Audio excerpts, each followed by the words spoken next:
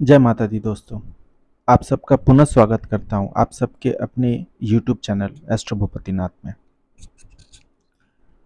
आज मैं कुंडली का आपकी जो जन्म कुंडली है उसके तीसरे भाव के बारे में बात करूंगा। जन्म कुंडली का आपका तीसरा भाव जो है वो आप कैसे देखेंगे? आप तो पहले अपना लग्न देखेंगे। लग्न से आप देखेंगे जो तीसरा घर है वो आपका लग्न कुंडली का तीसरा भाव होगा।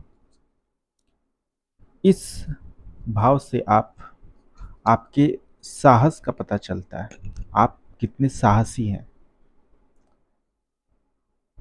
आप कितने कर्मठ हैं, कितने मेहनती हैं, आपके इस भाव से पता चलेगा। साथ ही आपकी लोगों से जो कनेक्शंस बनेंगी वो कैसी बनेंगी, ये भी आपके जन्म कुंडली के तीसरे भाव से पता चलता है।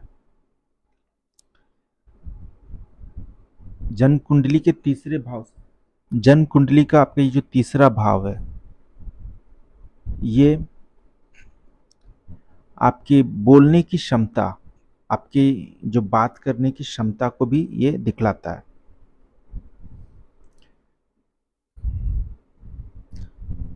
साथ ही ये आपके जो भाई के संतान हैं उनसे भी आपकी रिलेशंस को दिखाता है। ये आपके छोटे भाई बहन जो हैं उनसे आपके जो रिलेशंस हैं उनसे आपको ये परिचय करवाता है कि कैसा रहेगा। तीसरा भाव आपके जीवन में स्ट्रगल का भी भाव है। आपके जीवन में किस प्रकार का स्ट्रगल होगा ये भी आप अपनी कुंडली के तीसरे भाव से आप देख सकते हैं। तीसरे भाव में अगर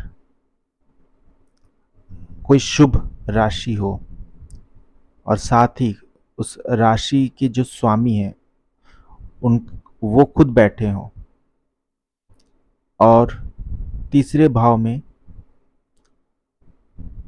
किसी पाप ग्रह की दृष्टि न पड़ रही हो तो आपके जीवन में स्ट्रगल जो है वो कम आएगा, ये आप मान के चल सकते हैं। परंतु अगर इस भाव में जो राशि है उनका स्वामी अगर सपोज मान लीजिए जैसे आपका मकर राशि है या कुंभ राशि है तो इनके स्वामी हो गए शनिदेव, तो ये बहुत आपको स्ट्रगल करवाएंगे, आपसे बहुत मेहनत करवाएंगे। या उनकी दृष्टि अगर किसी तरह से पड़ रही है तो भी ये मान के चलिए कि आपको स्ट्रगल आपके लाइफ में रहेगा। वैसे स्ट्रगलिंग लाइफ बुरी नहीं है बशर्ते वो उन्नति की तरफ जा रही हो।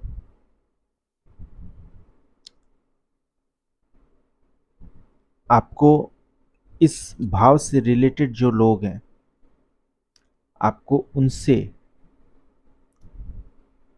खास तौर पे रिलेशंस अच्छे रखने चाहिए जिससे कि इस घर में जिस ग्रह का प्रभाव आपको पड़ रहा है उससे आपको आराम मिले। साथ ही इस तीसरे भाव का जो कारक ग्रह है वो मंगल है,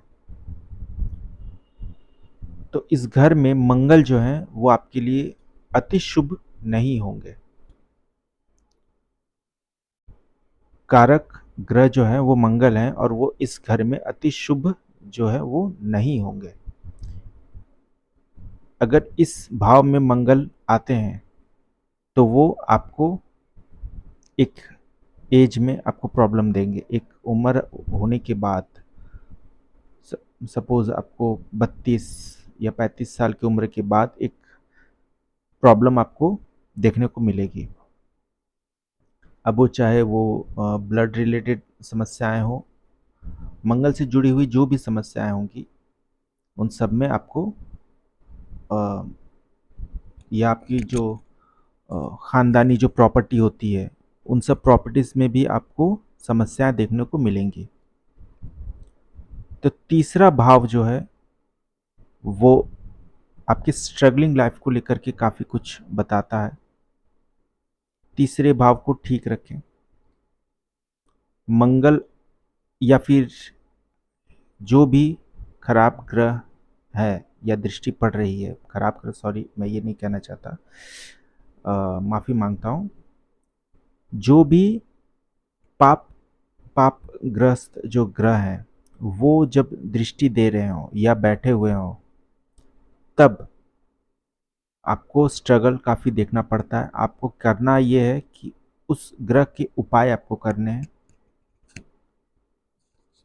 उपाय आपको क्या करने हैं, ये उस समय आपका जो कुंडली है होगा, उसको एक अच्छा ज्योतिषी देखकर ही आपको सही उपाय बता सकेगा। एक अच्छा ज्योतिष ही आपको सही उपाय बता सकेगा। पर साथ ही आप उन उस ग्रह की जो वस्तुएं हैं, आप दान में दें, मंदिर में दें। इससे भी आपको काफ़ी आराम मिलेगा। तो ये था आपकी जन्म कुंडली का तीसरा भाव। आप इस भाव की जो वस्तुएं हैं, आप उसको दान में दें। अच्छा, मंगल इस भाव का कारक है, जैसा मैंने कहा। तो मंगल किसी भी घर में हो, इस घर में तीसरे आपके जो तीसरा भाव होगा, उसमें आपको असर दिखाएगा। तो मंगल अगर शुभ है आपकी कुंडली में तो अच्छा है। पर अगर मंगल कहीं पाप पीड़ित है या मंगल का कोई दोष है, मंगल खुद पीड़ित है, तो आप हनुमान जी की पूजा करें। हनुमान जी के मंदिर में जाएं मंगलवार और शनिवार को। जाकर जो भी बूंदे के लड्डू होते हैं या जो भी आप प्रसाद चढ़ाएं, वो प्रसाद को आप खुद न खाकर आप वहाँ पर जो भिक्षुक होते हैं, उनमें आप दान कर दें। ये एक अच्छा उपाय है। आप देखेंगे ऐसा करने से भी आपकी जो ये तीसरे भाव में स्ट्रगलिंग की जो समस्याएं आ रही हैं, वो काफ़ी हद तक कम होने लगेंगी।